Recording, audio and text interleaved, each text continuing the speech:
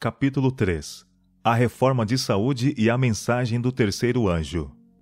É o que é a mão para o corpo. Em 10 de dezembro de 1871, foi-me mostrado novamente que a reforma de saúde é um ramo da grande obra que deve preparar um povo para a vinda do Senhor. Ela se acha tão ligada à terceira mensagem angélica como as mãos o estão ao corpo. A lei dos 10 mandamentos tem sido levemente considerada pelo homem. O Senhor, porém, não viria castigar os transgressores daquela lei sem lhes enviar primeiro uma mensagem de advertência. O terceiro anjo proclama essa mensagem. Houvesse o homem sido sempre obediente à lei dos 10 mandamentos, cumprindo em sua vida os princípios desses preceitos, e não haveria o flagelo de doenças que hoje inundam o mundo. Preparar um povo. Os homens e mulheres não podem violar a lei natural mediante a satisfação de apetites pervertidos e de concupiscentes paixões sem que transgridam a lei de Deus. Portanto, ele permitiu que brilhasse sobre nós a luz da reforma de saúde, para que vejamos nosso pecado em violar as leis por ele estabelecida em nosso ser. Todo o nosso bem-estar ou sofrimento pode ser atribuído, em sua origem, à obediência ou transgressão no que respeita à lei natural.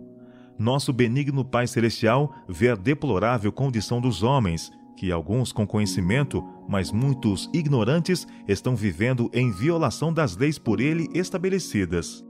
É movido de amor e piedade para com a raça humana, faz com que incida a luz sobre a reforma de saúde.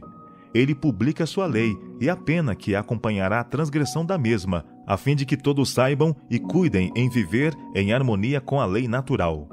O Senhor proclama tão distintamente sua lei e torna-a tão preeminente que é como uma cidade edificada sobre um monte. Todos os seres responsáveis a podem compreender se o quiserem. Os idiotas não são responsáveis. Tornar patente a lei natural e insistir em que se lhe obedeça, eis a obra que acompanha a terceira mensagem angélica, a fim de preparar um povo para a vinda do Senhor. Derrota de Adão, vitória de Cristo. Adão e Eva caíram pela intemperança do apetite. Cristo veio e resistiu à mais feroz tentação de Satanás, e em favor da raça venceu o apetite, mostrando que o homem pode vencer. Como Adão caiu pelo apetite, perdendo o abençoado Éden, os filhos de Adão podem, por intermédio de Cristo, vencer o apetite e, mediante a temperança em tudo, reconquistar o Éden. Auxílio no discernimento da verdade. A ignorância agora não é excusa para a transgressão da lei. A luz brilha claramente, e ninguém precisa ficar na ignorância, pois o próprio grande Deus é o instrutor do homem. Todos estão ligados a Deus pela mais sagrada obrigação de atender à saudável filosofia e genuína experiência que Ele lhes está dando agora em referência à reforma de saúde. É seu desígnio que o grande assunto da reforma de saúde seja agitado e a mente do público profundamente estimulada a investigar, pois é impossível a homens e mulheres, com todos os seus hábitos pecaminosos, destruidores do apetite e enervados do cérebro, discernir a sagrada verdade, pela qual são santificados, refinados, elevados e tornados aptos para associação com os anjos celestiais no reino da glória. Santificado ou punido. O apóstolo Paulo exorta a igreja: rogo-vos, pois, irmãos, pelas misericórdias de Deus, que apresenteis os vossos corpos por sacrifício vivo, santo e agradável a Deus, que é o vosso culto racional. Podem os homens, portanto, tornar impuro o seu corpo por pecaminosas condescendências. Não santificados estão inaptos para ser adoradores espirituais e não dignos do céu. Se o homem abraçar a luz que em misericórdia Deus lhes dá com respeito à reforma de saúde, ele pode ser santificado pela verdade e habilitado para a imortalidade. Mas se despreza essa luz e vive em violação à lei natural, terá de pagar a penalidade. Obra típica de Elias e de João. Por anos tem o Senhor estado a chamar a atenção do seu povo para a reforma de saúde. Este é um dos grandes ramos da obra de preparação para a vinda do Filho do Homem. João Batista saiu no espírito e virtude de Elias, a fim de preparar o caminho do Senhor e fazer voltar o povo à sabedoria do justo. Era ele um representante dos que vivem nos últimos dias, a quem Deus tem confiado sagradas verdades para serem apresentadas perante o povo, a fim de ser preparado o caminho para a segunda vinda de Cristo. João era um reformador. O anjo Gabriel, vindo do céu, deu instruções sobre reforma de saúde aos pais de João. Disse que ele não devia beber vinho nem bebida forte e que seria cheio do Espírito Santo desde o seu nascimento. João separou-se dos amigos e ostentações da vida. A simplicidade de seu vestuário, feito de pelos de camelo, era uma permanente reprovação à extravagância e exibição dos sacerdotes judeus, bem como do povo em geral. Seu regime puramente vegetariano, composto de alfarrobas e mel silvestre, era uma reprovação à tolerância para com o apetite e à glutonaria predominante em toda a parte. O profeta Malaquias declara: Eis que vos enviei o profeta Elias, antes que venha o grande e terrível dia do Senhor. Ele converterá o coração dos pais aos filhos e o coração dos filhos aos pais. Aqui o profeta descreve o caráter da obra. Os que devem preparar o caminho para a segunda vinda de Cristo são representados pelo fiel Elias, assim como João veio no espírito de Elias, a fim de preparar o caminho para o primeiro advento de Cristo. O grande assunto da reforma deve ser agitado e a mente do público deve ser estimulada. Temperança em todas as coisas deve ser associada com a mensagem, a fim de fazer voltar o povo de Deus de sua idolatria, glutonaria e extravagância no vestir e em outras coisas. Um marcante contraste. A abnegação, humildade e temperança requerida dos justos, a quem Deus de maneira especial guia e abençoa, deve ser apresentada em contraste com os hábitos extravagantes e destruidores da saúde dos que vivem neste século degenerado. Deus tem mostrado que a reforma de saúde está intimamente relacionada com a mensagem do terceiro anjo, como a mão está com o corpo. Não se encontra em parte alguma tão grande causa de degenerência física e moral como a negligência deste importante assunto. Os que lisonjeiam o apetite e a paixão e fecham os olhos à luz por temor de que irão ver pecaminosas condescendências que não estão dispostos a deixar, são culpados perante Deus. Quem num caso vira as costas à luz, endurece o coração para desconsiderar a luz em outros casos. Quem viola obrigações morais em questões de alimentação e vestuário, prepara o caminho para a violação dos reclamos de Deus com respeito a interesses eternos. O povo a quem Deus está dirigindo será um povo peculiar, não se assemelhará ao mundo, mas se seguirem as indicações de Deus, cumprirão seu propósito e submeterão sua vontade à vontade dele. Cristo habitará em seu coração. O templo de Deus será santo. Vosso corpo, diz o apóstolo, é o templo do Espírito Santo. Deus não requer de seus filhos que se privem com prejuízo da força física. Requer deles que obedeçam à lei natural, a fim de ser preservada a saúde física. O caminho da natureza é a estrada que ele traça, e é ampla bastante para todo cristão. Deus, com mão pródiga, proveu-nos com ricas e variadas beneficências para nosso sustento e deleite. Mas para que possamos desfrutar o apetite natural, que preservará a saúde e prolongará a vida, ele coloca restrições ao apetite. Diz ele: cuidado, restrinja, negue o apetite antinatural. Se criamos um apetite pervertido, violamos as leis de nosso ser e assumimos a responsabilidade do abuso de nosso corpo de acarretar enfermidades sobre nós próprios. O lugar da reforma de saúde. A indiferença com que os livros de saúde têm sido tratados por muitos é uma ofensa a Deus. Separar a obra de saúde do grande corpo da obra não é ordem sua. A verdade presente repousa na obra da reforma de saúde, tanto quanto nos outros aspectos da obra do Evangelho. Nenhum ramo, quando separado dos outros, pode ser um todo perfeito. O Evangelho da Saúde tem hábeis advogados, mas sua tarefa tem sido dificultada porque muitos pastores, presidentes de campo e outros em posições de influência têm deixado de dar à questão da reforma de saúde a atenção que lhe é devida. Eles não têm reconhecido nela sua relação para com a obra da mensagem como o braço direito do corpo. Enquanto pouquíssima consideração tem sido mostrada a este departamento por muitos do povo e por alguns do ministério, o Senhor tem mostrado por ela consideração, dando-lhe abundante prosperidade. Quando devidamente conduzida, a obra da saúde é uma cunha de penetração, abrindo caminho para que outras verdades alcancem o coração. Quando a mensagem do terceiro anjo for recebida em sua plenitude, a reforma de saúde terá o seu lugar nos concílios dos campos, no trabalho da igreja, no lar, à mesa e em todos os arranjos do lar. Então o braço direito terá utilidade e protegerá o corpo. Mas conquanto a obra de saúde tem o seu lugar na proclamação da mensagem do terceiro anjo, seus advogados não devem de maneira nenhuma procurar que ela tome o lugar da mensagem. Necessidade de domínio próprio. Um dos mais deploráveis efeitos da apostasia original foi a perda do poder de domínio próprio por parte do homem. Unicamente à medida que esse poder é reconquistado, pode haver real progresso. O corpo é o único agente pelo qual a mente e a alma se desenvolvem para a edificação do caráter.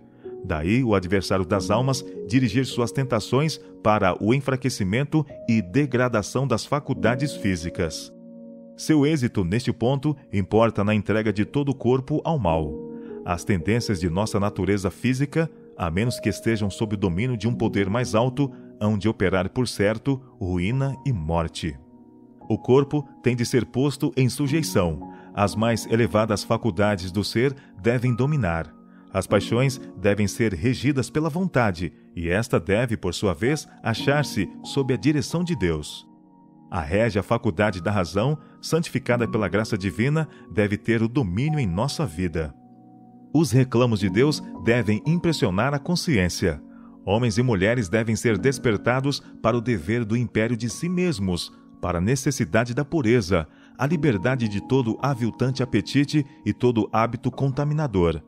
Precisam ser impressionados com o fato de que todas as suas faculdades de mente e corpo são dons de Deus e destinam-se a ser preservadas nas melhores condições possíveis para seu serviço. Pastores e povo devem agir em harmonia. Uma importante parte da obra do ministério é apresentar fielmente ao povo a reforma de saúde, em sua relação com a mensagem do terceiro anjo, como parte e parcela da mesma obra. Não devem deixar de adotá-las eles mesmos e devem apresentá-la insistentemente aos que professam crer na verdade. A reforma de saúde, foi-me mostrado, é parte da mensagem do terceiro anjo e com ela tão intimamente relacionada como são o braço e a mão em relação ao corpo humano. Vi que nós, como um povo, precisamos progredir nesta grande obra. Pastores e povo devem agir em harmonia. O povo de Deus não está preparado para o alto clamor do terceiro anjo. Eles têm uma obra a fazer por si mesmos, a qual não devem deixar para que Deus faça por eles. Ele deixou esta obra para que eles a façam. É um trabalho individual. Uma pessoa não pode fazê-lo para outra. Uma parte da mensagem, mas não a mensagem toda.